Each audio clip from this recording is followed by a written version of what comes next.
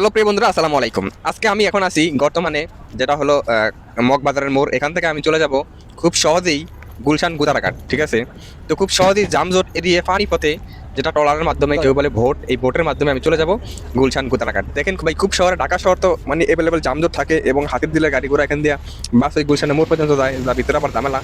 তো খুব সহজেই আপনি যেতে পারবেন এই ভোট দিয়ে। তো দেখেন আমি আজকে চলে আসলাম সেই বোটে উঠে আমি বসে আছি। তো দেখলেন ইঞ্জিনটা কিভাবে চালাইতেছে, আর রাস্তা নদী পথে খুব ভালো লাগতেছে।